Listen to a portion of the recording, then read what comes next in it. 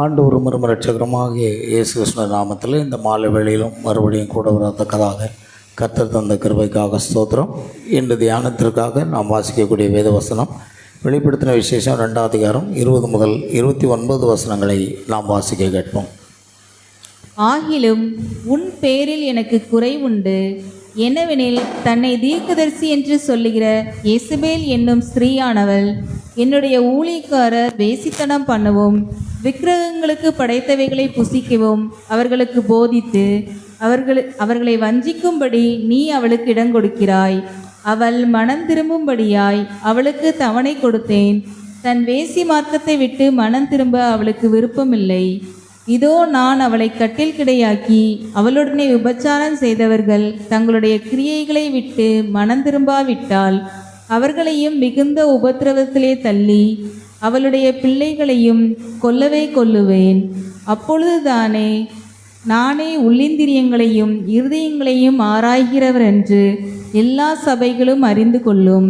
அன்றியும் உங்களில் ஒவ்வொருவனுக்கும் உங்கள் கிரியையின்படியே பலனளிப்பேன். தியத்தீராவிலே இந்த போதகத்தை பற்றி கொள்ளாமலும் சாத்தானுடைய ஆழங்கள் என்று அவர்கள் சொல்லுகிறார்களே, அந்த ஆழங்களை குறித்து கொள்ளாமலும் இருக்கிற மற்றவர்களாகிய உங்களுக்கு நான் சொல்லுகிறதாவது, உங்கள் மேல் வேறொரு பாரத்தையும் சுமத்த மாட்டேன். உங்களுக்குள்ளதை நான் வருமளவும் பற்றி கொண்டிருங்கள். ஜெயங்கொண்டு முடிவு பரியந்தம் என் கிரியைகளை கைக்கொள்கிறவனவனோ அவனுக்கு நான் என் பிதாவினிடத்தில் அதிகாரம் பெற்றது போல ஜாதிகள் மேல் அதிகாரம் கொடுப்பேன். அவன் இருப்பு கோலால் அவர்களை ஆளுவான். அவர்கள் மண்பாண்டங்களைப் போல நொறுக்கப்படுவார்கள். விடிவெள்ளி நட்சத்திரத்தையும் அவனுக்கு கொடுப்பேன். ஆவியானவர் சபைகளுக்கு சொல்லுகிறதை காதுள்ளவன் கேட்கடவன் என்றெழுது. ஜெபிப்போம். அன்பின் பரலோக பிதாவே, எங்கள் ஆண்டவர் மரட்சகரமாக இயேசு கிறிஸ்துவை சோத்திரிக்கிறோம்.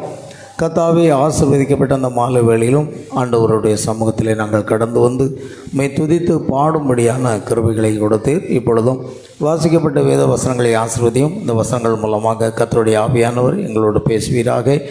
ஆம் கர்த்தாவே, உம்முடைய நாமம் மகிமைப்படும்படியாக இந்த வேத பாட வகுப்பில் வாசிக்கப்பட்ட வசனங்கள் மூலமாக தியத்தீரா சபையின் காலத்தை குறித்து நாங்கள் தியானிக்க போகிறோம். பரிசுத்த ஆவியானவர் எங்களை அபிஷேகப்பட்ட வார்த்தைகளை அடியினுடைய நாவிலிருந்து புறப்பட செய்யவும், தேவ பிள்ளைகள் அதை கேட்டு ஆசீர்வதிக்கப்படவும் கிருபை செய்வீராக. நீர் பொறுப்படுத்திக் கொள்ளும் துதி கன மகிமை யாவற்றையும் உமக்கு செலுத்துகிறோம். கர்த்தராகிய இயேசு கிறிஸ்துவின் நாமத்தில் கேட்கிறோம் பிதாவே, ஆமென். உட்காரும்.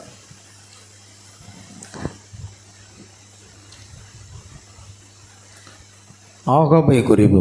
ஆகாப் தன் ஜனங்களை வலுப்படுத்துவதற்காக வேண்டி எசபேலை மணந்து கொள்கிறான். 3 காரியம் இருக்கிறது. ஒன்று, நிக்கலாய் மதஸ்தருடைய ஆவி, நிக்கலாய் மதஸ்தருடைய கிரியைகள். அடுத்து அந்த எசபேல் மார்க்கம். இவ்வண்ணமாக 3 காரியங்களையும் நாம் பார்க்கிறோம். எசபேல் மார்க்கம், அப்புறம் அந்த தீர்க்கதரிசி என்பதை குறித்தும் நாம் பார்க்கிறோம். ஆகையால் ஆகாப் என்ன செய்கிறான்? தன் ஜனங்களை வலுப்படுத்த வேண்டி எசபேலை மணந்து கொள்கிறான். எசபேல் ஒரு விக்கிரக ஆராதனைக்காரியாக இருக்கிறான்.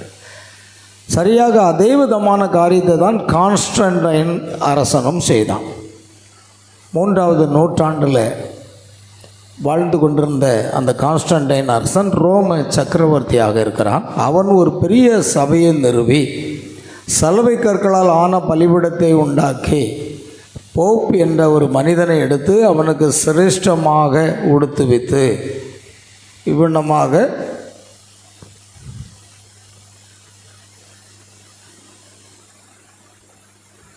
அவனை அங்கே மேலாண்மை உள்ளவனாக ஏற்படுத்தினான். போப் என்ற ஒரு தலைமையை ஏற்படுத்துகிறான், மனித தலைமை. பாருங்கள், புறக்கணிக்கப்பட்ட ராஜா 2 பாகத்தை தியானித்தோம். தேவன் எப்பொழுதுமே தன்னுடைய ஜனங்களை அவர்தான் ஆளுகை செய்கிறார். மனிதனை மனிதன் ஆள்வதை தேவன் விரும்புவது இல்லை. ஆகையால் மனித தலைமை என்பது சபைக்கும் அது பொருந்தாது. பரிசுத்த ஆவியானவரை தான் சபைக்கு தலைவராக தேவன் வைத்தார்.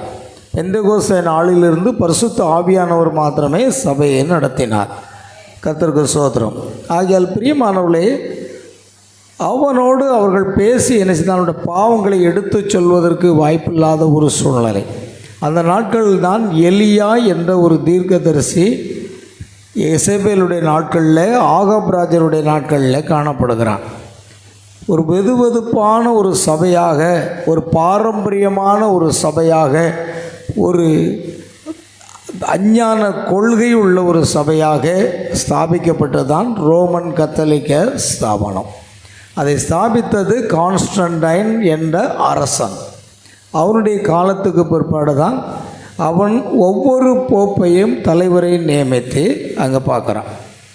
ஜனங்கள் பாருங்கள், ஆனால் மறுபடியும் பிறந்த ஒரு மனிதனாக இருக்கக்கூடியவர்களுக்கு அவர்கள் வணங்கி வந்த வீனஸ் பாருங்கள், அது ஒத்து போகவில்லை. அவர்கள் என்ன செய்தார்கள்? ஜூபிட்டரை வணங்கினார்கள். ஜூபிட்டர் என்பது ஒரு கிரகம். அந்த ஜூபிட்டரை வணங்கினார்கள்.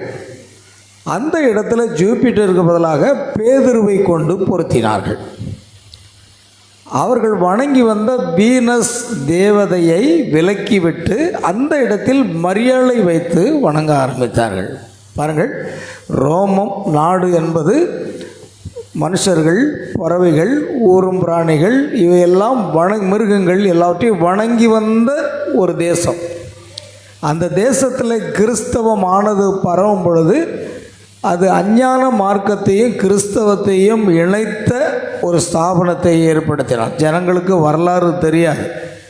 நாம் கூட ஒரு காலத்தில் வரலாறே தெரியாதபடி தான் அங்கே காணப்பட்டோம். ஆகையால் ஜூபிட்டர் என்பதை வணங்கி வந்தார்கள். அதற்கு பதிலாக பேதுருவை அங்கு பொருத்தினார்கள். அவர்கள் வணங்கி வந்த வீனஸ் என்று சொல்லப்படுகிற அந்த தேவதையை விலக்கிவிட்டு அந்த இடத்தில் மரியாளை வைத்து வணங்க ஆரம்பித்தார்கள். மரியாள் பாருங்கள், வீனஸ் என்பது ஒரு தேவதை, அதுக்கு பதிலாக மரியாளை கொண்டு வைத்தார்கள். கிறிஸ்தவ மக்களுக்குள் அஞ்ஞான மூட நம்பிக்கைகளெல்லாம் அங்கு நுழைந்து விட்டன. இதுதான் முதலாவது. இன்றைக்கி ஜனங்களுக்கு கத்தோலிக்க ஸ்தாபனம் எப்படி உண்டாயிற்று, அது யாரால் ஏற்படுத்தப்பட்டது, எந்த ஆண்டு ஏற்படுத்தப்பட்டது, எதுவுமே அந்த ஜனங்களுக்கு தெரியாது. நாம் ஒரு காலத்தில் அது தெரியாமல் தான் இருந்தோம். அல்லேலூயா. பாருங்கள், இப்போ நாம் கவனிக்கிறோம், இந்த வீனஸ் தேவதைக்கு பதிலாக அவர்கள் மரியாளை வைத்து வழிபட ஆரம்பித்தார்கள். அதற்காக ஜெப மாலை என்று சொல்லப்படுகிற ஒரு சிறப்பு மாலையை ஏற்படுத்தி அந்த மாலையை அவர்கள் கழுத்தில் அணிந்து கொண்டோ அல்லது ஒவ்வொரு நாளும் அருள் நிறைந்த வரிய வாழ்க என்ற ஒரு ஜெபத்தை ஏறெடுப்பார்கள். அது 10வது மணி வந்தவுடனே பரலோகத்தில் பரமண்டலில் எங்கள் பிதாவே என்று சொல்வார்கள். இப்படியாக அந்த 53 மணிகளையும் வைத்து கொண்டு ஜெபமாலை என்ற ஒன்றை ஏற்படுத்தினார்கள். ஆனால் இது எல்லாமே பைபிள் படி உண்டானது அல்ல. பைபிளில் இல்லாத ஒரு மூட நம்பிக்கையாகவே காணப்பட்டது. பாருங்கள், இப்பொழுது கத்தோலிக்க சபையில் வானராக்கினி என்று பொதுவாக அழைக்கப்படுவது, அதை தான் நான் பார்க்க போகிறோம்.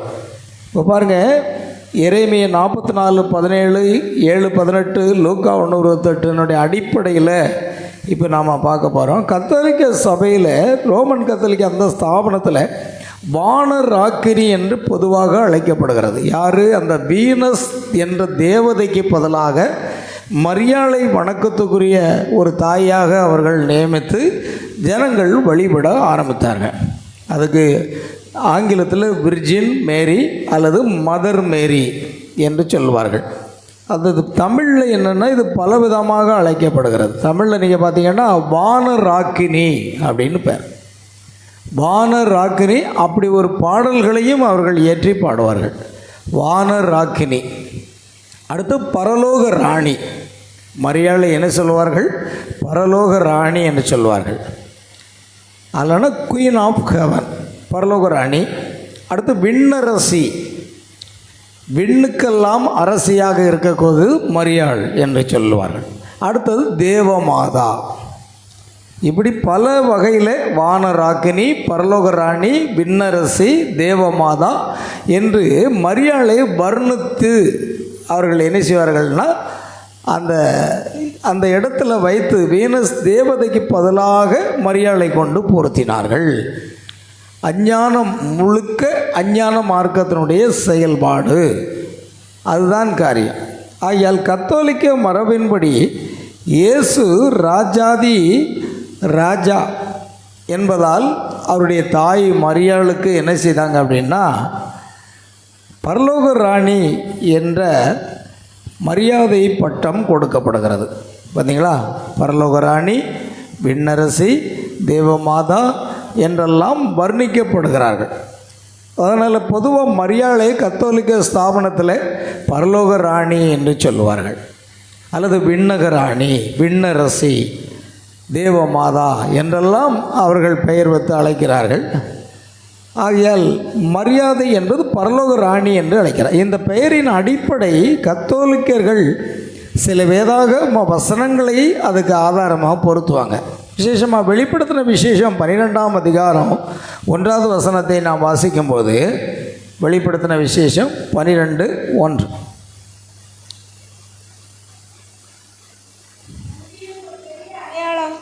வானத்தில் காணப்பட்டது. ஒரு பெரிய அடையாளம் வானத்தில் காணப்பட்டது. ஒரு ஸ்திரீ சூரியனை அணிந்திருந்தாள். ஒரு ஸ்திரீ சூரியனை அணிந்திருந்தாள். அவள் பாதங்களின் கீழே சந்திரனும் அவள் சிரசின் மேல் 12 நட்சத்திரங்கள் உள்ள கிரீடமும் இருந்தன. அவள் கர்ப்பவதியாயிருந்து பிரசவ வேதனைப்பட்டு பிள்ளை பெறும்படி வருத்தப்பட்டு அலறினாள். அப்பொழுது வேறொரு அடையாளம் வானத்திலே காணப்பட்டது. சூரியனை உடைந்த அணிந்த ஒரு ஸ்திரீ என்று இந்த வெளிப்படுத்தல் 12:1 வசனம். இதுக்கு அர்த்தம் வேறு.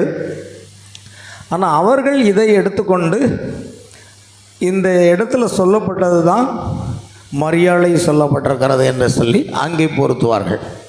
அடுத்து லூக்கா சுவிசேஷம் 1ஆம் அதிகாரம் 28வது வசனத்தில் அங்கே நாம் பார்க்கிறோம். லூக்கா 1:28.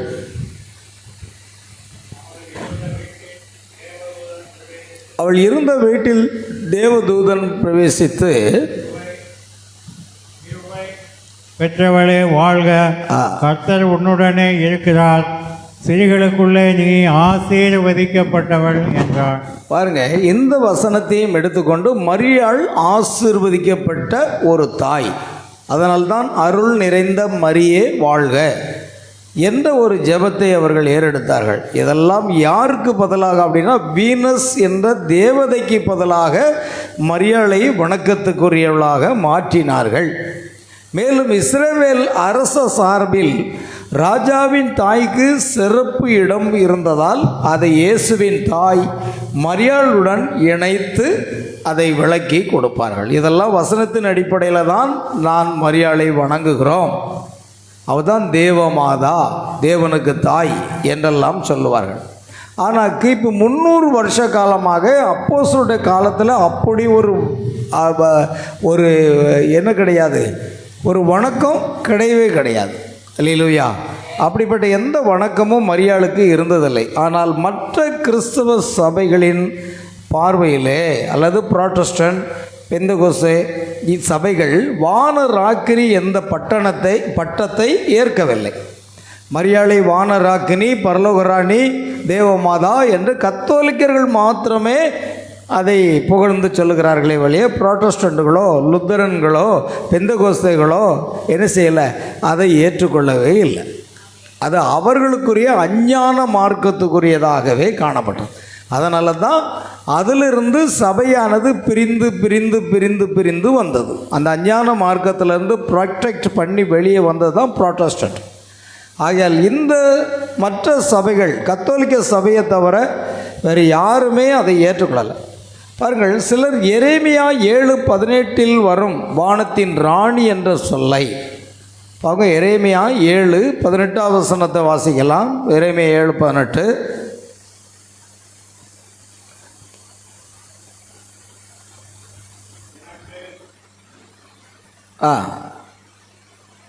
எனக்கு மனமடி உண்டாக அந்நிய தேவர்களுக்கு பான பலிகளை வார்க்கிறார்கள்.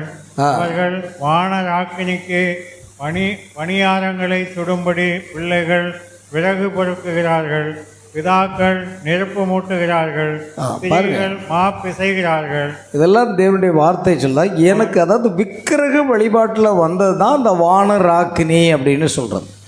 அது ஒரு தேவதை, அதைத்தான் அவங்க வணங்கிட்டு இருந்தாங்க. அந்த எரேமியா 7:18 வரும் வானத்தின் ராணி என்ற சொல்லை விக்கிரக ஆராதனையுடன் தொடர்பு படுத்தி எச்சரிக்கையாக பார்க்க வேண்டியது அவசியம். ஆனால் அவர்கள் அதைத்தான் வணங்குகிறார்கள். பாருங்கள், வானராக்கினி என்கிற வார்த்தை எங்கேருந்து வருது அப்படின்னா எரேமியா 7:18 வருது. இன்னும் கூட 2-3 வசனங்களை நான் அங்கே வைத்திருந்தேன் வெளிப்படுத்துகிற விசேஷத்தில். முதல்ல வாஸ்தவம் இல்லையா வெளிப்படுத்தின விசேஷம். எரேமியா 44:17. எரேமியா 44:17 வசனம்.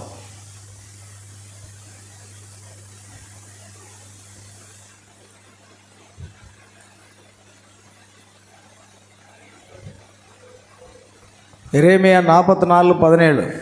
எங்கள் வாயிலிருந்து புறப்பட்ட எல்லா வார்த்தையின்படியையும் நாங்கள் செய்து வானராக்கினிக்கு தூபம் காட்டி, பார்த்தீங்களா, அந்த வானராக்கினிக்கு தூபம் காட்டி அவளுக்கு பான பலிகளை வார்ப்போம். பான பலிகளை வார்க்கவும் நாங்களும் எங்கள் பிதாக்களும் எங்கள் ராஜாக்களும் எங்கள் பிரபுக்களும் யூதா பட்டணங்களிலும் எருசலேமின் வீதிகளிலும் செய்தது போலவே செய்வோம். அப்பொழுது நாங்கள் அப்பத்தினால் திருப்தியாகி ஒரு பொல்லாப்பையும் காணாமல் வாழ்ந்திருந்தோம். சந்தோஷமாக நாங்கள் ஆசீர்வாதமாக வாழ்கின்றோம். அந்த வானராக்கினிக்கு தூபம் காட்டி அந்த விக்கிரகத்தை வழிபடுகிறதின் மூலமாக, பாருங்கள் நல்லா கவனிக்கணும், இந்த வானராக்கினியை தான் அவர்கள் வானராணி, விண்ணரசி, பரலோக ராணி, பரலோக மாதா என்று சொல்லி மரியாதை அங்கு கொண்டு பொருத்தினார்கள். இது முழுக்க அஞ்ஞானத்துக்குள் நுழைக்கப்பட்ட ஒரு காரியம். ஏனென்றால் ரோமன் கத்தோலிக்க ஸ்தாபனத்தை தவிர வேறு யாருமே இதை என்ன செய்யலை, ஏற்றுக்கொள்ளவில்லை. அதனால் இது கவனம். அதே மாதிரி எரேமியா 7:18. எனக்கு மடி உண்டாக அந்நிய தேவர்களுக்கு பான பலிகளை வார்க்கிறார்கள். பார்த்தீங்களா, எனக்கு மனமடி உண்டாக்க அந்நிய தேவர்களுக்கு பான பலிகளை பார்க்கிறார். நாம் ஏற்கனவே வாசித்தோம். சரி, இப்போ பாருங்கள், இதனால் நம்ம கவனிக்கிறது என்ன அப்படின்னா, முற்றிலுமாக இது அஞ்ஞான மார்க்கம் கிறிஸ்தவத்தோடு கலந்து விட்டது. அது உண்மையான திருச்சபை அல்லவே அல்ல. அதை நாம் புரிந்து கொள்ள வேண்டும். ஆகையால் கவனிங்க, இப்போ ஆகாப் என்ன செய்தான், எசபேலை மணந்து கொண்ட போது அதே விதமான காரியத்தை தான் அவனும் செய்வான்.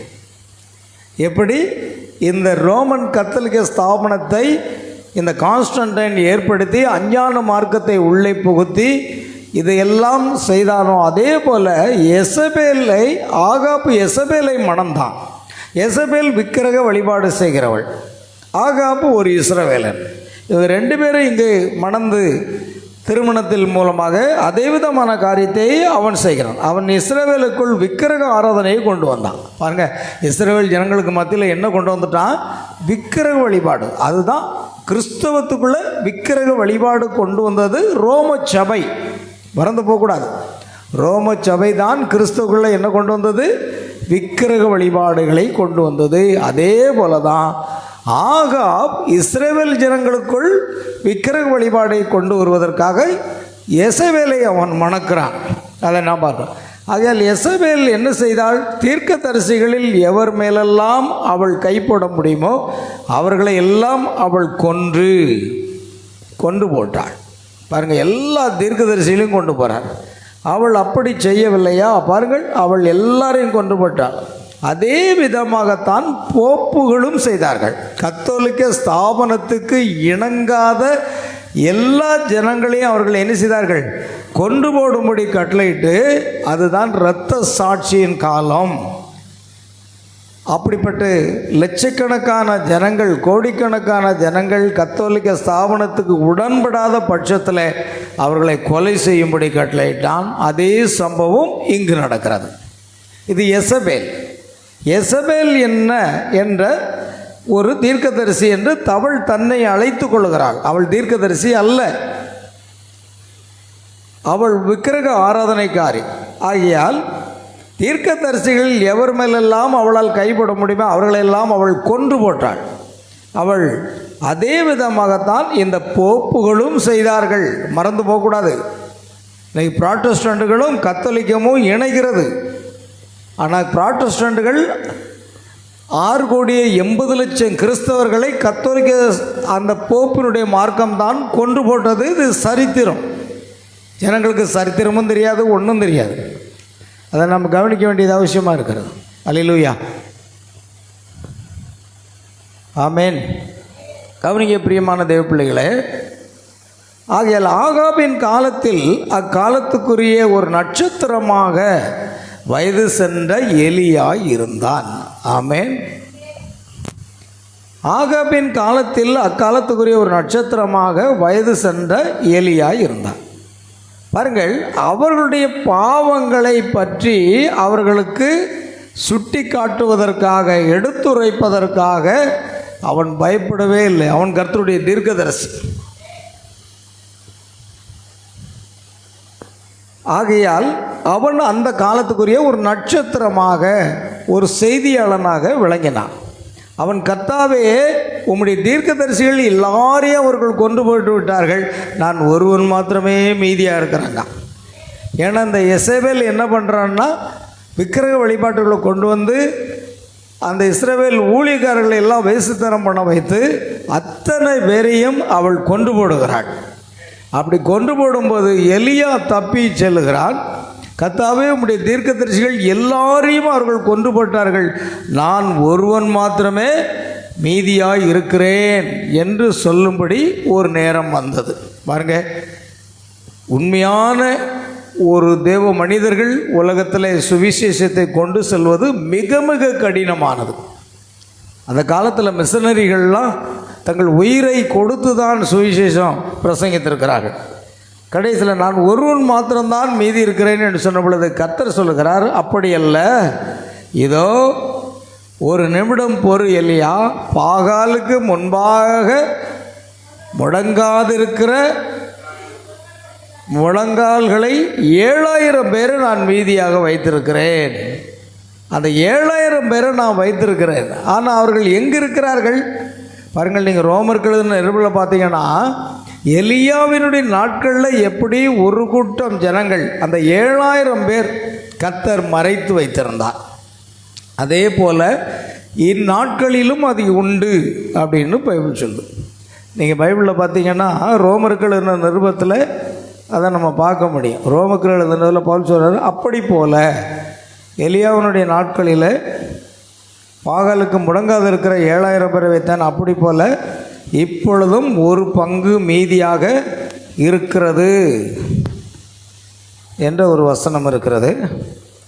கொஞ்சம் ஞாபகம் இல்லை, யாராவது இருந்தால் எடுத்து வாசிங்க.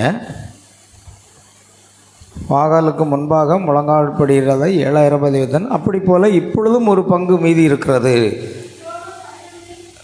11ஆம் அதிகாரமா வாசிக்கலாம்.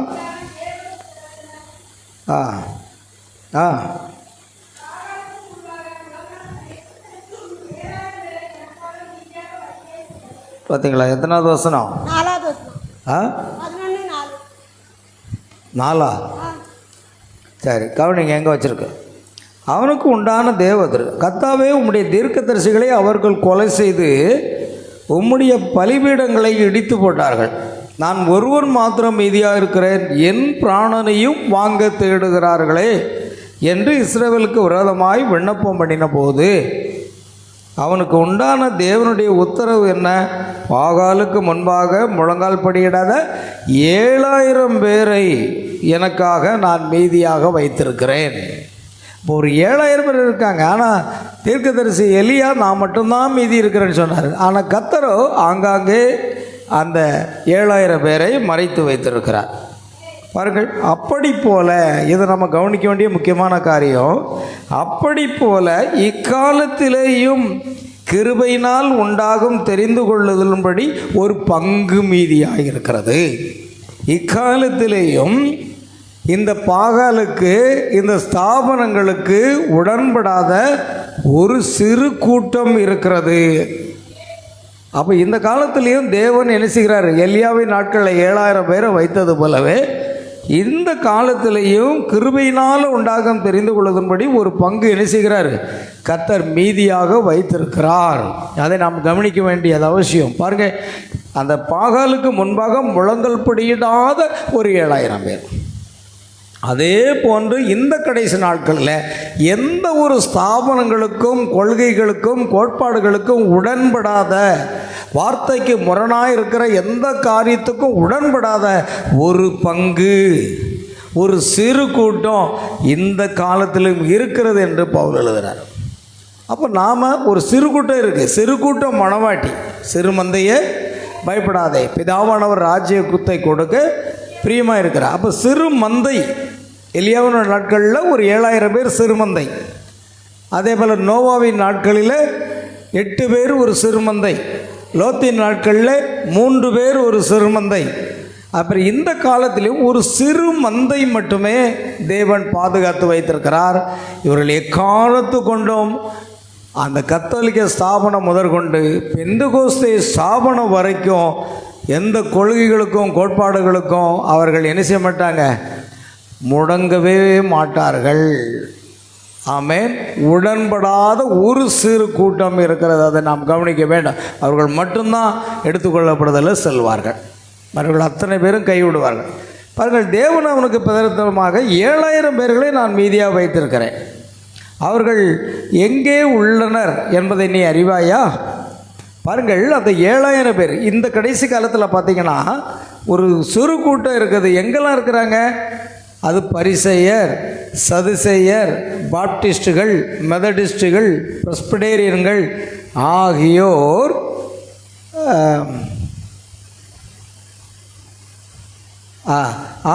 நடுவில் அவர்களை மறைந்து உள்ளனர்.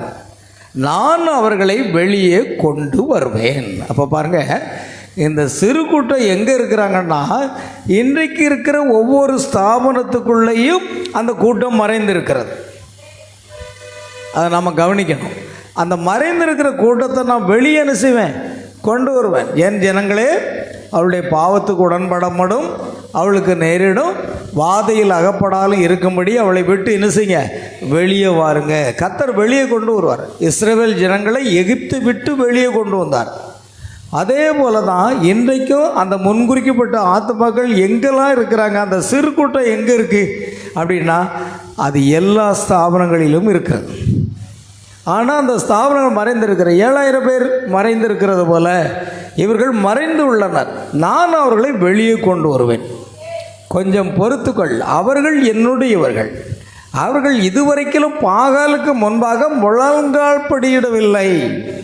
நாம் ஏதோ ஒரு ஸ்தாபனத்தில் இருந்தோம். அப்போ நமக்கு இடது கைக்கும் வலது கைக்கும் என்ன தெரியாது? வித்தியாசமே தெரியாது. ஏதோ விக்கிரகத்தை கூட வழிபட்டிருக்கலாம்.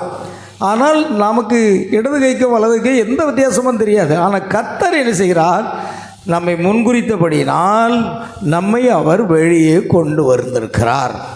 ஆமென். இன்னும் உண்டு. இயேசு சொன்னார், இந்த மந்தையில் அல்லாமல் வேறு ஆடுகள் எனக்கு உண்டு, அவைகளே நான் கொண்டு வர வேண்டும் என்று சொன்னார். பாருங்க, அப்போ இந்த மந்தை கிடையாது, இன்னும் என்னுடைய ஆடுகள் எங்கே இருக்குது, அதெல்லாம் நான் கொண்டு வரணும். அப்போ அவர் கொண்டு வருவார். நம்ம ஜெபம் அது தானே. நமக்கு சபைக்கு எண்ணிக்கை முக்கியம் கிடையாது. நமக்கு தேவை முன்குறிக்கப்பட்ட அந்த ஆத்துமாக்கள் எங்கெங்கே இருக்கிறார்களோ ஆண்டவரே, அவர்களை கொண்டு வாருங்க. பார்த்தீங்களா, நம்ம ஒரு ஸ்தாபனத்தை கூட்டுவது, ஒரு பெரிய கூட்டத்தை கூட்டுவது அல்ல, அதுவல்ல மனவாட்டிங்கிறதில்ல. ஆனால் இந்த 7000 பேர் அங்கங்கே மறைத்து தேவன் வைத்திருக்கிறார். நான் அவர்களை கொண்டு வர வேண்டும்னு சொன்ன போல, இந்த தொழுவத்தில் இல்லாமல் வேறு ஆடுகள் எனக்கு உண்டு, அவைகளை நான் என்ன செய்யணும்? கொண்டு வரணும். நான் பூமியிலிருந்து உயர்த்தப்பட்டிருக்கும் பொழுது ஒவ்வொருவரையும் என்னிடத்தில் இழுத்து கொள்ளுவேன். அப்போ நீங்கள் எந்த சபையிலும் ஸ்தாபனங்களிலும் தேவனுடைய முன்குறிக்கப்பட்ட ஆத்துமாக்கள் இருக்கிறாங்க. அந்த நேரம் வரும் பொழுது பாருங்கள், நான் ஒரு காலத்தில் கத்தோலிக்க ஸ்தாபனத்தில் பிறந்து, கத்தோலிக்க வளர்ந்து, பெந்தகோஸ்தலில் ரட்சிக்கப்பட்டு, பெந்தகோஸ்தலில் உதவி ஊழியக்காரனாக இருந்து, கடைசி நேரத்தில் கர்த்தர் இந்த சத்தியத்துக்காக வெளியே கொண்டு வந்தார். இது முற்றிலுமாக தேவனுடைய கிருபை. பலத்தினாலும் அல்ல, பராக்கிரமத்தினாலும் அல்ல, விரும்புகிறவனாலும் அல்ல, ஓடுகிறவனாலும் இறங்குகிற தேவனாலே எல்லாம் ஆகும். அப்போ இதெல்லாம் உலகத்தோட்டத்துக்கு முன்குறித்தபடினால் நாம் எங்கே இருந்தாலும் சரி நம்மை அவர் வெளியே என்ன செய்யணும், கொண்டு வருவேன் என்று அவர் சொல்கிறார். அப்படித்தான் நம்மை எல்லாம் கொண்டு வந்திருக்கிறார். இன்னும் உண்டு. பவுல் அப்போஸ்தலன் ஒரு இடத்துல பேசுகிறார், ஒரு பட்டணத்துக்கு போகிறார். அப்போது இயேசு கிறிஸ்து அவருக்கு தரிசனமாகி சொல்லுகிறார், பவுலே தைரியமாக பேசு, இந்த பட்டணத்தில் எனக்கு அநேக ஆத்மாக்கள் உண்டு அப்படிங்கிறார். பவுலே தைரியமாய் பேசு, இந்த பட்டணத்தில் எனக்கு இன்னும் ஆத்மா இருக்கிறாங்க அப்படின்னு சொல்கிறார். அப்போ ஆண்டவருக்கு தெரியும் எங்கெல்லாம் இருக்கிறாங்க, எந்தெந்த சபைகளில் ஸ்தாபனங்களில் ஆண்டவருடைய அந்த முன்குறிக்கப்பட்ட ஆடுகள் இருக்கிறது என்று தெரியும். ஆனால் அவர்களே அவர் கொண்டு வருவார். ஆமே, அவர் சொல்கிறார் நான் கொண்டு வரேன்.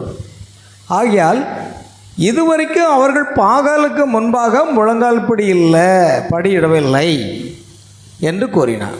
பாருங்கள், அதை நல்லா கவனிக்கணும். இந்த முன்குறிக்கப்பட்ட எடுத்துக்கொள்ளப்படுதலுக்கென்று இந்த ஆத்மாக்கள் ஒரு காலம் ஸ்தாபனங்களுக்கு கொள்கைகளை என்ன செய்ய மாட்டார்கள், ஏற்றுக்கொள்ளவே மாட்டார்கள். அதை விட்டு கர்த்தர் வெளியே கொண்டு வருவார். அடுத்து வயது முதிர்ந்த எலியாவோ அந்த நாளுக்குரிய தேவனுடைய சத்தமாக இருந்தான். வேத வாக்கியங்களின்படி நிச்சயமாகவே எளியவானவன் இயேசு கிறிஸ்துவின் முதல் வருகைக்கு முன்பாக வரவேண்டிய தேவனுடைய சத்தத்திற்கும் இயேசு கிறிஸ்துவின் இரண்டாம் வருகைக்கு முன்னோடியாக வரவேண்டிய தேவனுடைய சத்தத்திற்கும் ஒரு முன்னடையாளமானவாக இருந்தான். இந்த எலியாவுடைய சத்தம் என்னன்னா பாருங்க, நமக்கு தெரியும் எலியாவுடைய அந்த ஆவி எலிசாவுக்குள் இரட்டிப்பாய் இறங்கிற்று. எலிசாவுக்குள் இறங்கின அதே எலியாவின் ஆவி யோவான்ஸ்நானனுக்குள்ளாக வந்தது. இயேசு சொன்னார், நீங்கள் ஏற்றுக்கொள்ள மனதாக இருந்தால் வருகிறவனாகிய எலியா இவன்தான் என்று அவர் சொல்லுகிறார். ஆகையால் யோவான்ஸ்நானனை எலியா என்று அழைக்கிறார்கள். இயேசு கிறிஸ்துவின் முதலாம் வருகைக்கு முன்னோடியாக வழியை கர்த்தருக்கு ஆயத்தப்படுத்துவதற்காக அனுப்பப்பட்ட ஒரு தீர்க்கதரிசி யோவான்ஸ்நானன். அதே போல் இயேசு கிறிஸ்துவின் ரெண்டாம் வருகைக்கு முன்பாக கர்த்தருக்கு தம்முடைய ஜனங்களை, தம்முடைய மனவாட்டியை ஆயத்தப்படுத்துவதற்கென்று அதே எலியாவின் ஆவியை பெற்ற ஒரு தீர்க்கதரிசி வர வேண்டும். எனக்கு ஜனங்களுக்கு புரியல. நீ எப்போ பார்த்தாலும் இவங்க தீர்க்கதரிசிங்க பிரன்காம்னு சொல்கிறாங்க அப்படின்னா அவங்களுக்கு ஒன்றும் புரியறதில்ல. ஏன்னா மல்கியா 4:5-6 படி இந்த கடைசி நாட்களில் கர்த்தருடைய பெரிதும் பயங்கரமான நாள் வருவதற்கு முன்பாக நான் உங்களிடத்தில் யாரை அனுப்புவேன், எலியா தீர்க்கதரிசி அனுப்புவேன். நான் பூமியை சங்காரத்தால் அடிக்காதபடிக்கு அவன் பிதாக்களுடைய இருதயத்தை பிள்ளைகள் எடுத்திருக்கும், பிள்ளைகளுடைய இருதயத்தை அவர்கள் பிதாக்கள் எடுத்திருக்கும் திருப்புவான். பார்த்தீங்களா, அதை கவனிக்கணும்.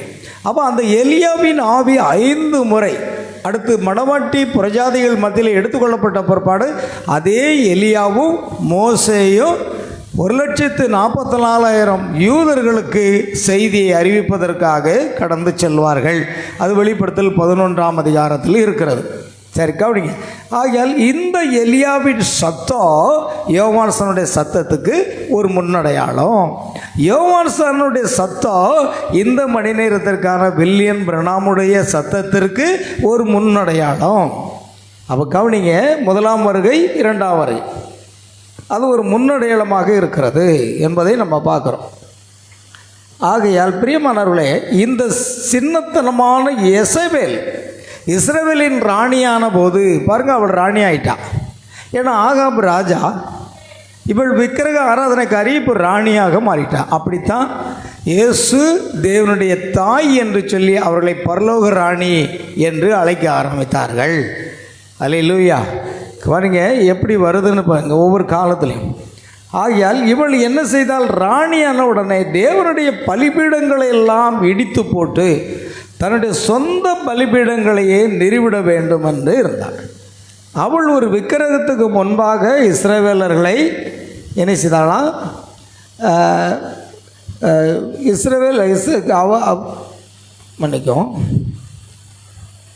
அவள் ஒரு விக்கிரகத்துக்கு முன்பாக இஸ்ரவேலர்களை பணிந்துவிடும்படி செய்கிறான். பாருங்க, இஸ்ரவேல் ஜனங்களை எதுக்கு முன்னால் பணிந்திட செய்தார்?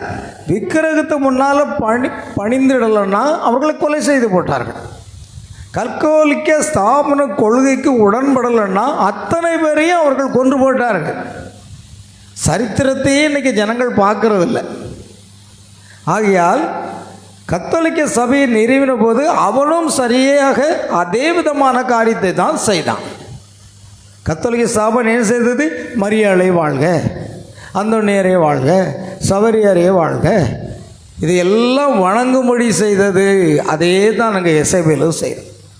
கத்தோலிக்க ஸ்தாபனம் இயேசு கிறிஸ்துவை விட முக்கியத்துவப்படுத்துறது யாருன்னா புனிதர்களை தான். அதிகமாக மாதா, எல்லா இடங்களிலும் மாதா கோவில்களை கட்டி அங்குதான் சிறப்பான வழிபாடுகள் சப்பரங்கள் எல்லாம் கொண்டு செல்வது போன்றதெல்லாம் வெகு விமரிசையாக அவர்கள் கொண்டாடி வருகிறார்கள். அது முற்றிலும் அஞ்ஞான மார்க்கத்திலிருந்து வந்த ஒரு காரியம். அது கிறிஸ்தவம் அல்ல. கிறிஸ்தவம் ஒரு காலம் அப்படி செய்யலை. கிட்டத்தட்ட 300 ஆண்டுகள் வரைக்கும் அப்படி ஒரு காரியம் நடந்ததாக சரித்திரமும் இல்லை, பைபிள்லேயும் இல்லை.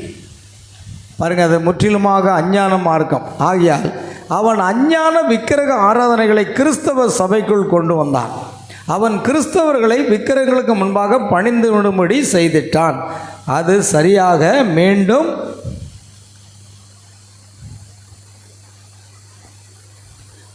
ஒரு இருண்ட காலமாக, தேத்தீரா அப்படின்னா ஒரு இருண்ட காலம். இஸ்ரவேலின் இருண்ட காலம் ஆகாபின் காலத்தில். இப்பொழுது மீண்டும் கிறிஸ்தவ சபையின் இருண்ட காலம், மக்களை விக்கிரகங்களை பணி செய்திடும் காலம். இதுவும் அதுதான். மறுபடியும் பாருங்க, ஆகாப் ராஜனுடைய காலத்தில் இருந்தது போல, கான்ஸ்டன்டைன் அரசனுடைய காலத்தில் இருந்தது போல, இந்த கடைசி காலத்தில் விக்கிரகத்தை வழிபடக்கூடிய விக்கிரகம் அப்படின்னா இது ஆவிக்குரிய விக்கிரகம். நீங்கள் கர்த்தராகிய இயேசு கிறிஸ்துவின் நாமத்தில் ஞானஸ்நானம் கொடுப்பதற்கு பதிலாக பிதா குமாரன் பரிசுத்தாவி என்ற பட்டப்பெயரில் ஞானஸ்நானம் கொடுக்கணும். அது ஆவிக்குரிய ஒரு விக்கிரகத்துக்கு தான் சமம். ஏன்னா பைபிள் சொல்லுது, பொருளாசக்காரன் யாராக இருக்கான்? விக்கிரக ஆராதனைக்காரனாக இருக்கான். பொருளாசை ஒருவனுக்கு இருந்தாலே அவன் விக்கிரக ஆராதனைக்காரன் சொல்லி பைபிள் சொல்லுது, ஆவிக்குரிய. அதே போல தான் நீங்கள் வேத வசனத்தின்படி கர்த்தராகிய இயேசு கிறிஸ்து நாமத்தில் ஞானஸ்நானம் பெறாமல் பட்டப்பெயராகிய பிதா குமாரன் பரிசுத்தாவி என்ற பட்டப்பெயரில் அந்த ஞானஸ்நானத்தை கொண்டு வந்தாலே அது ஆவிக்குரிய ரீதியான ஒரு விக்கிரக வழிபாடு என்பதை புரிந்து கொள்ள வேண்டும். ஆனால் மனவாட்டியாக இருந்தால் கர்த்தர் கண்டிப்பாக வெளியே கொண்டு வந்து தான் ஆகணும். ஆகையால் இது ஒரு இருண்ட காலமாகிறது. சபையின் காலம் இருண்ட காலம். மக்களை விக்கிரகங்களை பணி செய்யக்கூடிய ஒரு காலமாக அது இருக்கிறது. எலியா அந்த நாளுக்குரிய ஒரு நட்சத்திரமாக விளங்கினான். அடுத்தது கவனிச்சிங்கன்னா, எசபேல் அனைத்து இஸ்ரவேலரையும் பாகாலை வணங்கும்படி செய்கிறான். அதே காரியத்தை தான் தியத்தீரா சபை காலத்திலையும் கத்தோலிக்க ஸ்தாபனமானது செய்தது. இங்கே இன்னொரு ஆச்சரியமான ஒரு காரியம் என்ன அப்படின்னா, நான் வரலாற்றையும் பார்த்தேன். இயேசு அவள் தன்னைத்தானே தீர்க்கதரிசி என்று அழைத்துக் கொள்கிறாள் என்று கூறினார். பாருங்கள், அவள் என்ன செய்கிறார்? வெளிப்படுத்தின விசேஷம் 2ஆம் அதிகாரம் 20வது வசனத்தில் என்ன சொல்லுகிறது? வாசிங்க. 2 மைக் இருக்கு. ஆகிலும் உன் பேரில் எனக்கு குறை உண்டு. உன் பேரில் எனக்கு குறை உண்டு என்னவெனில், தன்னை தீர்க்கதரிசி என்று சொல்லுகிற எசபேல் என்னும் ஸ்திரீயானவள் என்னுடைய ஊழியக்காரர் வேசித்தனம் பண்ணவும் விக்கிரகங்களுக்கு படைத்தவைகளை புசிக்கவும் அவர்களுக்கு போதித்து அவர்களை வஞ்சிக்கும்படி நீ அவளுக்கு இடம் கொடுக்கிறாய். பார்த்தீங்களா? தன்னை தீர்க்கதரிசி என்று அழைத்து கொள்கிறதை நாம் பார்க்கிறோம். வெளிப்படுத்த 2:20. தன்னை தீர்க்கதரிசி என்று அழைத்து கொள்ளும் எசபேல் என்ற அந்த ஸ்திரீயானவள், அதுதான் பைபிள் படி அவள் தன்னை தீர்க்கதரிசி என்று அழைத்துக் கொள்கிறாள். கத்தோலிக்க சபையானது தன் ஜனங்களை வேதத்தை வாசிக்க அனுமதிப்பதில்லை. கத்தோலிக்க ஜனங்களுக்கு என்ன கிடையாது? வேதத்தை யாரும் கொடுக்க மாட்டாங்க. எப்படி முன்னோர்களுடைய காலகட்டத்தில் பழைய ஏற்பாட்டின் காலத்தில் ஆசாரியர்கள் தான் வேதத்தை வாசிப்பார்கள். அதே போன்று இவர்கள் என்ன சொன்னால் வேதத்தை விசுவாசிகளுக்கு கொடுப்பதில்லை. ஒரு சில வீடுகளில் பெரிய அலமரில் மேலே இருக்கும், சிறு பிள்ளைகள் தொற்றக்கூடாது. அப்படி பைபிள் வாசிக்கிறதே கஷ்டம். நாங்கள் ஆசிரியர் குடும்பம் அப்படிங்கிறதுனால அந்த பைபிளை வாசிக்கும்படி என்னுடைய தாயார் சொல்வார்கள். அதனால் கொஞ்சம் கொஞ்சம் நாங்கள் வாசித்துருக்குறோம். ஆனால் அந்த பைபிள் என்ன அப்படின்னு இன்றைக்கு வரைக்கும் கிறிஸ்தவர்களுக்கு என்ன செய்யாது, கத்தோலிக்க கிறிஸ்தவர்களுக்கு தெரியாது. அதை வாசிக்க விட மாட்டாங்க, ஏன்னா அவர்கள் அனுமதிப்பது இல்லை. ஆகையால் கவனிக்கணும், அந்த காலத்தில் அப்படி தான் இருந்தது. ஏனெனில் வேதத்தை வாசித்து அதற்குரிய தெய்வீக வழியில் வியாக்கியானிக்க மதகுரு ஒருவருக்கு மட்டுமே இயலும். வேறு யாரும் அந்த வேதத்தை வியாக்கியானம் பண்ண வழி கிடையாது, இல்லை தகுதி இல்லை. அந்த மத குரு மட்டும்தான் அந்த வேதத்தை வாசித்து. பாருங்கள், இயேசு தேவாலயத்திற்கு சென்ற பொழுது ஏசையா தீர்க்கதரிசன புஸ்தகம் அவருக்கு கொடுக்கப்பட்டது. அதை எடுத்து அவர் வாசித்தார். கர்த்தருடைய ஆவியானவர் என்மேல் இருக்கிறார் என்பதை குறித்தது வாசிக்கிறது நம்ம பார்க்குறோம். அதே போல் வேதம் என்பது எல்லாருக்கும் கொடுக்கப்படவில்லை. ஆனால் இப்போ வேதம் வந்து இலவசமாக, எல்லாருக்கும் இலவசம் இல்லை, ஒரு காலத்தில் இலவசமாக கிடைத்தது. இப்போது கொஞ்சம் அதுக்கு பணம் வைத்திருக்கிறார்கள். அதை வாங்கி எல்லாருமே வாசிக்க முடியும். அந்த அளவுக்கு எல்லார் கையிலும் வேதம் கிடைக்கிறது. ஆனால் நாம் அதை ஆராய்ந்து பார்க்கறதுக்கு நேரத்தை என்ன செய்யணும், ஒதுக்க வேண்டியது அவசியம். ஆகையால் தெய்வீக வழியில் வியாக்கியனுக்கு மதகுரு ஒருவருக்கு மட்டும்தான் அதிகாரம் உண்டு.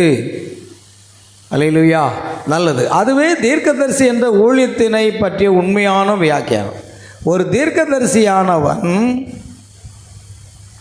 தீர்க்கதரிசியானவன் என்ன செய்கிறான், தேவனுடைய வார்த்தையை பற்றி தெய்வீக வியாக்கியானத்தை தன்னில் கொண்டவனாய் இருக்கிறான். கத்தோலிக்க ஸ்தாபனம் சொல்வது போல் அல்ல, தேவனால் அனுப்பப்பட்ட ஏசாயா, எரேமியா, எலியா போன்ற தீர்க்கதரிசிகள் தான் வேத வசனத்தை வியாக்கியானப்படுத்த முடியும்.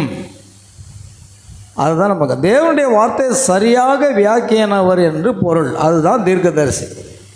அவனுக்கு தேவனுடைய வார்த்தை வருகிறது. தேவனுடைய வார்த்தை யார் இடத்துல வருகிறது, தீர்க்கதரிசனம். ஆமோஸ் 3:7 சொல்கிறது, தேவன் தம்முடைய தீர்க்கதரிசிகளாகிய ஊழியக்காரருக்கு தமது ரகசியத்தை அறிவிக்காமல் ஒரு காரியத்தை செய்ய மாட்டார். அப்போ தேவனுடைய தீர்க்கதரிசி வேற, இந்த ஸ்தாபனங்களின் தீர்க்கதரிசி வேற. தீர்க்கதரிசி என்பது வேறுபட்ட ஒரு காரியம், கவனிங்க. ஆகியால் பிரியமானவர்களே, இந்த தேவனுடைய தீர்க்கதரிசி என்ன செய்கிறான், வார்த்தையை மட்டும் ஜனங்களுக்கு எடுத்து கொடுக்கிறான். ஆகியால் இந்த சபையினுடைய தீர்க்கதரிசியாக இந்த எசபேல் இருக்கிறார். முதலாவது நிக்கோலை மதஸ்தனத்திலிருந்து அவள் என்ற ஒரு வார்த்தை, ஸ்திரீ என்றால் வேதத்தில் சபை என்று பொருள்படுகிறது. ஆகையால் கவனிங்க, அவள் என்ற வார்த்தை அது சபையை குறிக்கிறதாக காணப்படுகிறது. எசபேல் என்று அவள் அழைக்கப்படுகிறாள். அது முதலாவது பிலேயாமின் போதகம், அடுத்து நிக்கோலாய் மதஸ்தனுடைய கிரியை, நிக்கோலாய் மதஸ்தனுடைய போதகம், அடுத்து இப்பொழுது எசபேலுடைய ஆவியானது எசபேலுடைய போதகத்தை சபைக்குள்ளே கொண்டு வந்துடுச்சு. ஆகையால் இஸ்ரவேல் வேசித்தனம் பண்ண காரணமாக இருந்தவன் பிலேயாம் தான்.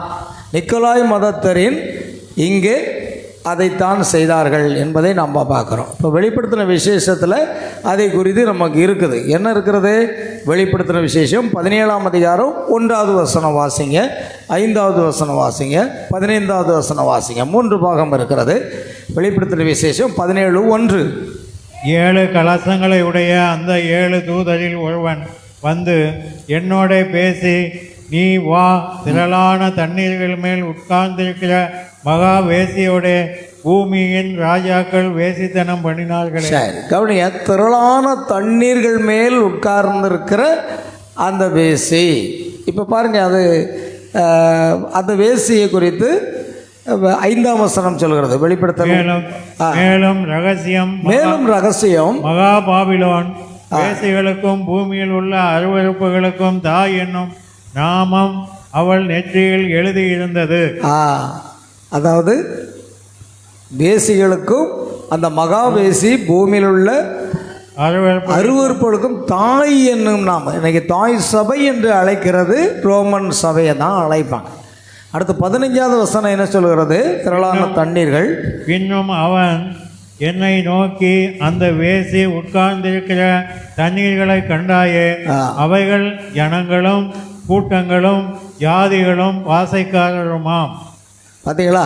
அப்போ இந்த ஜனங்கள், அதாவது ஜாதிகள், ஜனங்கள், கூட்டங்கள், பாசைக்காரர்கள் எல்லாம் நிறைந்த ஒரு ஸ்தாபனத்தினுடைய தாயாக அவள் இருக்கிறாள். அதை தான் இந்த எசபேல், வேசியான ஸ்திரியானவள் அவள் வேசித்தனம் பண்ணி கொண்டிருக்கிறாள். ஆவிக்குரிய ஒரு வேசித்தனம். வேசித்தனம் என்றால் தவறாக நினைத்து கொள்ளக்கூடாது.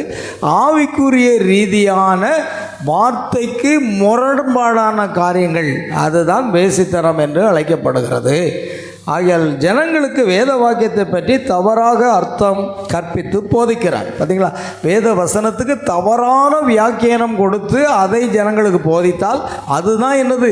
வேசித்தனம். நீங்கள் சொல்லப்போனால் சொல்கிறதுக்கு அந்த கஷ்டமாக தான் இருக்குது. கர்த்தராகிய இயேசு கிறிஸ்து நாமத்தில் ஞானஸ்தானத்துக்கு பதிலாக பிதாகுமாரன் பரிசுத்தாவி என்ற பட்டப்பெயரில் ஞானஸ்தானம் கொடுக்குற கூட ஒரு வகையில் அது என்னது? வேசித்தனம் என்று தான் பொருள்படும். ஏன்னா வார்த்தைக்கு முரணாக அது இருக்கிறது. இயேசு சொன்னார், பிதா குமாரன் பரிசுத்தாவியின் நாமத்திலே என்று ஒருமையில் சொன்னார். பிதா என்பது நாமம் அல்ல, குமாரன் என்பது நாமம் அல்ல, அவருடைய பெயர் கர்த்தராகிய இயேசு கிறிஸ்து. ஆகையால் இது கூட ஆவிக்குரிய ஒரு வேசித்தனமாகத்தான் இருக்கிறது என்பதை கவனிக்க வேண்டும். ஆகையால் இவள் தவறான போதகத்துக்கு, தவறான வசனங்களுக்கு தவறான அர்த்தத்தை போதிக்கிறது தான் அந்த எசபேல் மார்க். கர்த்தருக்கு ஸ்தோத்திரம் உண்டாக்கும். பாருங்கள், அவள் தன்னைத்தானே தீர்க்கதரிசி என்று அழைத்து கொள்கிறாள். அதை நம்ம பார்க்கணும். ஆகையால் இந்த கடைசி நாட்களில் அப்படியே சபையானது வரும்பொழுது சபைகளுக்குள்ள இந்த ஆவிகள் தொடர்ந்து பயணம் செய்து கொண்டே வருகிறது. அதனால தான் நான் எப்பொழுதும் சொல்வேன், இந்த கடைசி கால தீர்க்கதரிசியினுடைய செய்தியை விசுவாசிக்கிறேன் என்று சொல்லுகிறவர்களுக்கு மத்தியிலும் இந்த ஆவி கிரியை செய்கிறது. ஏன்னா இவர்களும் என்ன செய்கிறாங்க? தீர்க்கதரிசி செய்தியை தவறாக வியாக்கியானம் பண்ணுகிறார்கள். அவர்கள் வேத வசனத்தை தவறாக வியாக்கியானம் பண்ணது போல இவர்களும் செய்தி என்ன செய்கிறாங்க?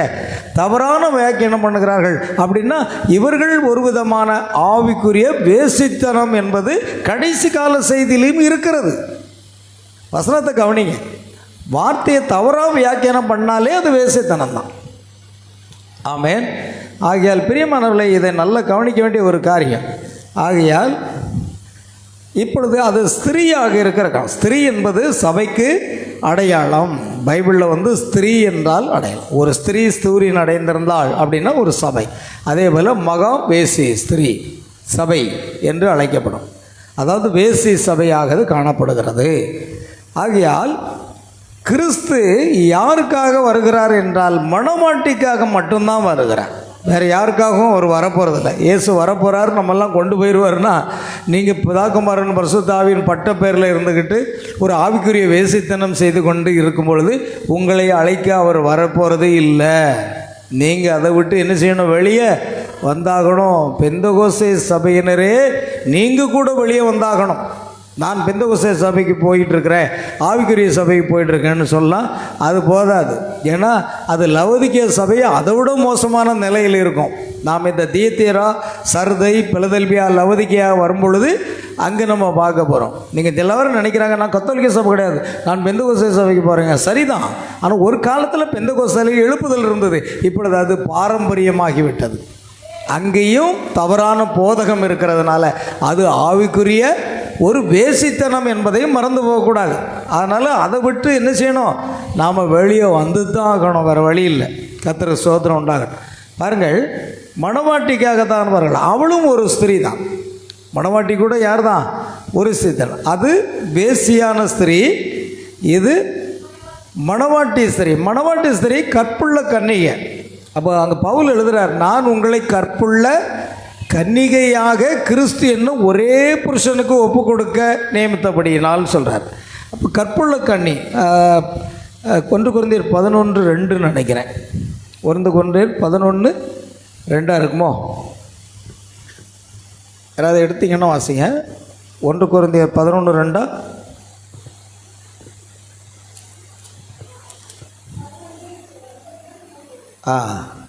மன்னிக்கும், 2 கொரிந்தியர் 11ஆம் அதிகாரம் 2ஆம் வசனம். நான் உங்களை கற்புள்ள கன்னியாக கிறிஸ்து என்ன ஒரே புருஷனுக்கு ஒப்பு கொடுத்த நியமித்தபடியால். பாருங்கள், அப்போ மணவாட்டி யாருன்னா கற்புள்ள கன்னி. ஆனால் இந்த ஸ்தாபனம் என்னது? வேசி.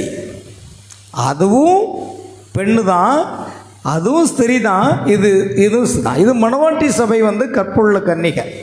ஏன்னா கரைபடாதவர்கள் இவங்க. இந்த வஞ்சக போதகத்துக்கெல்லாம் கரைபட மாட்டாங்க. கடைசி கால செய்தியிலையும் கூட அநேக வஞ்சக போதகங்கள் இருக்கிறது. ஆனால் இந்த கற்புள்ள கன்னி எந்த வஞ்சக போதகத்திலையும் கரைபடாதவளாக இருப்பாள். அல்லேலூயா. கவனிக்கணும்.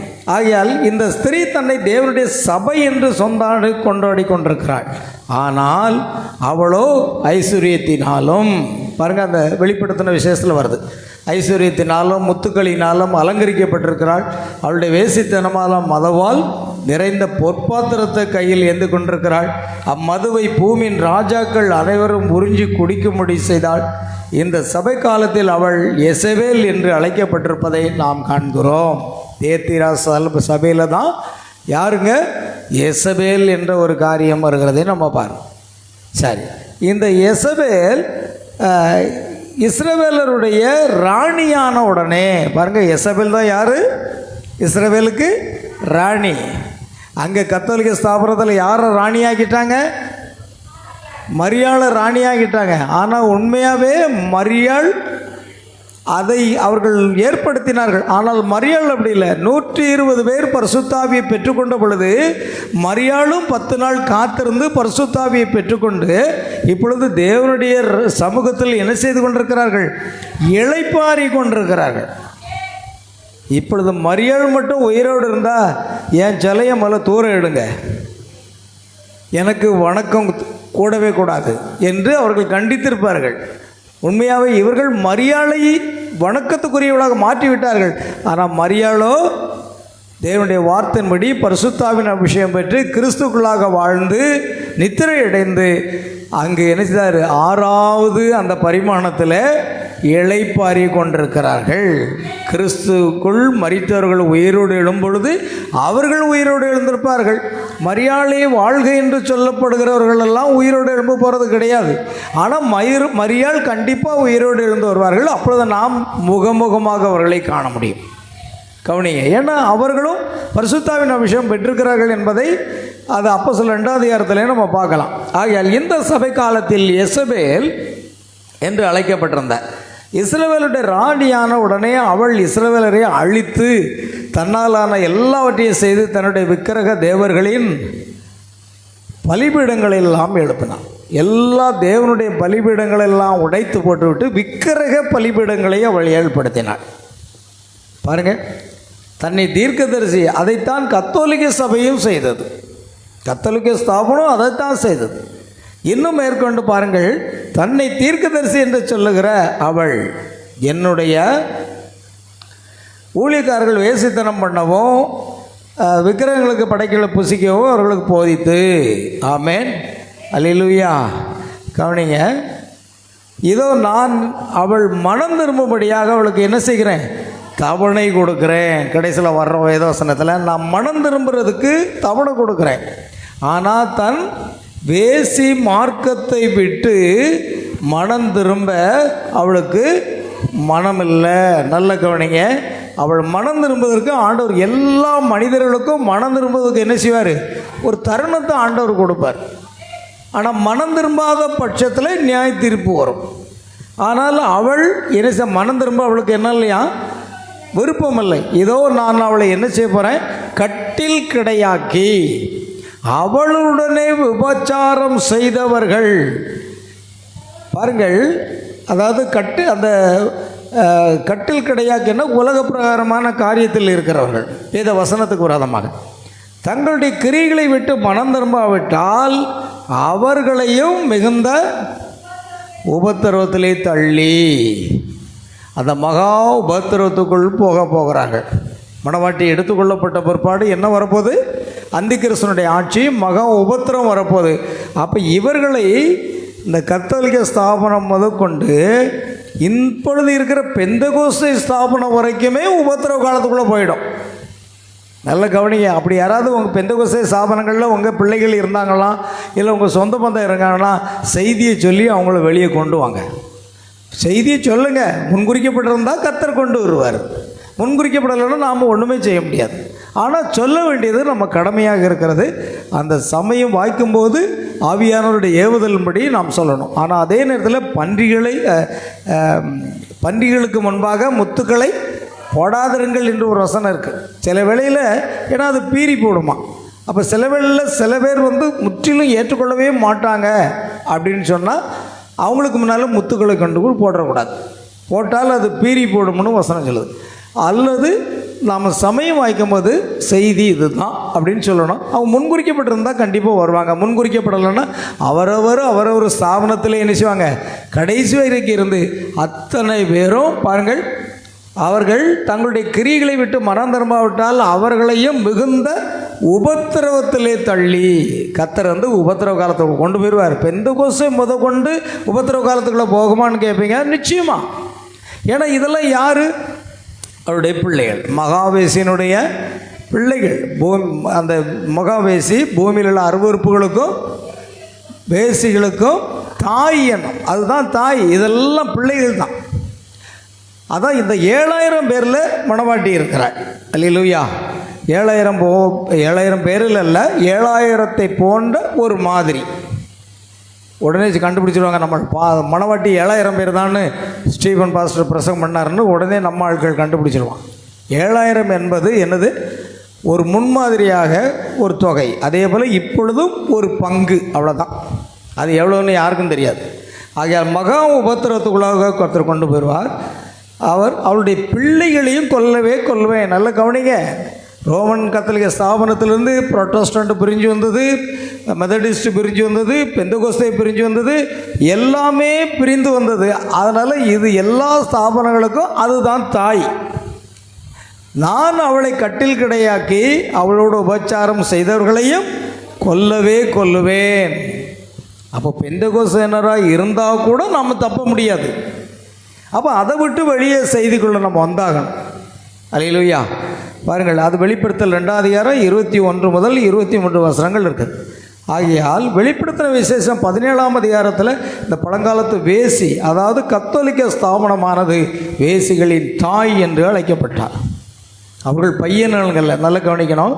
அவர்கள் பையன்கள் அல்ல, சபைகளாகிய பெண்கள். அந்த மற்ற சபைகள் அதை தான் ஸ்திரீ என்று அழைக்கப்படும். லுத்தரன் சபை போன்ற மற்ற எல்லா சபைகளும் நாம் அதை முடிக்கப் போகிறோம் பிரியமானவர்களே. ஆகையால் கடைசி நாட்களில் இந்த ஸ்தாபனமானது நீ மனம் திரும்பவில்லை என்றால் உன்னை நான் என்ன செய்வேன்? கட்டில் கிடையாக்கி அவளோடு உபச்சாரம் செய்தவர்களையும் கொல்லுவேன் என்று தேவனுடைய வார்த்தை சொல்லுகிறது. ஆகையால் கடைசி நாட்களில் இந்த தியத்திரா சபையின் காலத்தை நாம் 3வது பாகமாக தியானிக்க வேண்டியது. காரணம், இது நீண்ட ஒரு பாகம். அந்த வெளிப்படுத்தல் 2ஆம் அதிகாரம் 1ஆம் வசனத்திலிருந்து கடைசி வசனம் வரைக்கும் முழுவதுமே தியத்திரா சபையினுடைய காலமாக இருந்ததுனால நாம் 3 பாகம் எடுத்துக்கொண்டோம். ஆகையால் கடைசி நாட்களில் இந்த எசபேலுடைய ஆவியானது சபைகளை ஆட்கொண்டிருக்கிறது. அதனுடைய பிள்ளைகளாகத்தான் இன்றைக்கு இருக்கிற புராட்டஸ்டன்ட்டுகளும் பெந்தகோஸ்தேகளும் இருக்கிறார்கள். ஏன்னா அதே கத்தோலிக்க திருத்துவ உபதேசம் தான் புராட்டஸ்டன்ட்டுக்குள்ளேயும் இருக்குது, புராட்டஸ்டன்ட் திருத்துவ உபதேசம் தான் பெந்தகோஸ்தேக்குள்ளேயும் இருக்குது. அப்படிங்கும்போது எல்லாம் பிள்ளைகளாக இருக்கும் பொழுது நான் அவளை கட்டில் கிடையாக்கி அவளோடு உபச்சாரம் செய்தவர்களை என்ன செய்வேன்? கொல்லுவேன். கொல்லுதல் என்ற வார்த்தை என்ன அப்படின்னா ஆவிக்குரிய ஒரு கொலை, ஆவிக்குரிய ரீதியான மரணத்தினால் கொல்லுவேன் என்று ஆங்கிலத்தில் சொல்லப்பட்டிருக்கிறது. அல்லேலூயா. ஆகையால் பிரியமான தேவ பிள்ளைகளை கடைசி நாட்களில் நாம் பார்க்கிறோம். ஆகையால் இந்த தியத்திரா சபையினுடைய காலம் எப்படி இருக்கும்? இங்கு தான் நிக்கோலாய் மதஸ்தருடைய கிரியைகள், நிக்கோலாய் மதஸ்தருடைய ஆவி, அதாவது பிலேயம்னுடைய போதகம், எசபேலுடைய ஆவி எல்லாமே கிரியை செய்யக்கூடிய ஒரு சபகாலமாக, ஒரு இருண்ட காலமாக இருக்கிறது என்பதை பார்த்தோம். அடுத்த வாரம் கர்த்தருக்கு சித்தமானால் சர்தை சபையை குறித்து நாம் பார்ப்போம். நாம் செபிக்கலாம். அன்பின் பரலோக பிதாவே, ஆண்டவர் ஒரு இரட்சகருமாகிய இயேசு கிறிஸ்துவை நன்றியோடு துதிக்கிறோம். ஆசீர்வதிக்கப்பட்ட இந்த அருமையான இரவு வேளையிலும் தேவ சமூகத்தில் வந்து நாங்கள் உம்மை துதித்து பாடி ஆராதித்து மகிமைப்படுத்தவும் உடைய வார்த்தை கேட்கவும் கர்த்தர் எங்களுக்கு கொடுத்த பிரதான கிருபைக்காக நன்றி செலுத்துகிறோம். எங்கள் கர்த்தராகிய இயேசு கிறிஸ்து நாமத்தினாலே ஆண்டவரே, சபை காலங்களை குறித்து நாங்கள் தியானித்து கொண்டிருக்கிறோம். சபை எப்படி எங்கே ஏற்பட்டது, அது எங்கே அந்திகிறிஸ்துவனுடைய சபையானது ஆரம்பமானது, அது மகாவேசி என்று அழைக்கப்பட்டது, அதனுடைய பிள்ளைகள் யார் என்பதை நாங்கள் பார்த்தோம். ஆகையால் மனம் திரும்பும்படியாக தவணை கொடுத்தாலும் அவள் மனம் திரும்ப மனதில்லை. அவ்வளமாக இன்றைய பெந்தகோஸ்தே சபை வரைக்கும் அப்படித்தான் காணப்படுகிறது. ஆகையால் அவர்களை மிகுந்த உபத்திரவத்திலே தள்ளுவேன் என்று சொல்லியிருக்கிறேன். உபத்திரவ காலத்துக்குள் செல்வார்கள். ஆனால் பாகாலுக்கு முன்பாக முழங்காடி படியிடாத ஒரு 7000 பேரை வைத்தேன். அதே போன்று இக்காலத்திலேயும் ஒரு பங்கு மீதி இருக்கிறது. இந்த பங்கானது எந்த ஸ்தாபனத்தோடு இணைந்து கொள்ளாது. ஒரு சிறு கூட்டம் ஸ்தாபன கொள்கைகளுக்கோ கோட்பாடுகளுக்கோ அந்த தவறான போதகத்துக்கோ அல்லது இந்த கடைசி கால தீர்க்கதரிசி செய்தியில் இருக்கிற தவறான வஞ்சக போதகத்துக்கோ இந்த மணவாட்டி சிறு கூட்டம் ஒரு காலும் ஆண்டவரே அது உடன்படாது. ஏனென்றால் கூடுமானால் தெரிந்து கொள்ளப்பட்டவர்களே வஞ்சிக்கத்தக்கதாக கள்ள கிறிஸ்துகளும் கள்ள தீர்க்கதரிசிகளும் எழும்பி அநேக அற்புதங்களை அடையாளங்கள் செய்வார்கள். ஆனால் தெரிந்து கொள்ளப்பட்டவர்கள் ஒரு காலம் வஞ்சிக்கப்படுவது இல்லை என்று நாங்கள் விசுவாசிக்கிறோம். ஆகையால் வஞ்சிக்கப்படாத ஒரு கற்புள்ள கனியாக கிறிஸ்து என்னும் ஒரே புருஷனுக்கு ஒப்புக் கொடுக்கப்பட்ட ஒரு மணவாட்டி இருக்கிறாள். எக்காலத்தை கொண்டும் தேவனுடைய வார்த்தைக்கு விரோதமான காரியத்தை ஏற்றுக்கொள்ளாமல் சமரசம் செய்யாமல் தேவனுடைய வார்த்தையை மட்டும் விசுவாசிக்கிற ஒரு சிறு கூட்டம் கற்புள்ள கன்னிகை நீர் எடுத்துக்கொள்ள வருகிறீர். ஆண்டவரே, நீர் வந்து எங்களை ஆகாயத்தில் எடுத்துக்கொண்டு இவ்விதமாக உம்மோடு கூட நாங்கள் நித்திய காலமாக வாழப்போகிறோம். அப்புறமாக தியத்திரா சபையை குறித்து நாங்கள் தியானித்தோம். அடுத்த வாரம் நான் மறுபடியும் சர்தை சபையை குறித்து தியானிக்கும்படி கர்த்தர் கிருபை செய்வாக. இந்த ஆராதனையில் கலந்து கொண்ட ஒவ்வொரு சகோதர சகோதரிகள் பிள்ளைகள் அனைவரையும் கர்த்தர் ஆசீர்வதிக்க வேண்டுமாய் ஜெபிக்கிறோம். நீரே பொறுப்படுத்திக் கொள்ளும். துதி கன மகிமை யாவற்றையும் உமக்கு செலுத்துகிறோம். கர்த்தராகிய இயேசு கிறிஸ்துவின் நாமத்தில் கேட்கிறோம் பிதாவே, ஆமென். என் ஆத்மாவே கர்த்தரை ஸ்தோத்திரி, என் முழு உள்ளமே அவருடைய பரிசுத்த நாமத்தை ஸ்தோத்திரி. என் ஆத்மாவே கர்த்தரை ஸ்தோத்திரி, கர்த்தர் செய்த சகல பாரங்களையும் மறவாதே, ஆமென். நம்முடைய கர்த்தராகிய இயேசு கிறிஸ்துவின் கிருபையும் தேவனுடைய அன்பும் பரிசுத்த ஆவியினுடைய ஐக்கியமும் சந்தோஷமும் சமாதானமும் சுகமும் பலமும் ஆசீர்வாதங்களும் நம் அனைவரோடும் நம் குடும்பத்தார் அனைவரோடும் சகல பரிசுத்தவான்கள் அனைவரோடும் இன்று என்றும் சதா காலமும் நிலைத்திருப்பதாக. அல்லேலூயா. Praise the Lord. கர்த்தராகிய இயேசு கிறிஸ்து உங்கள் ஒவ்வொருவரையும் ஆசீர்வதிப்பாராக. God bless you. God bless you.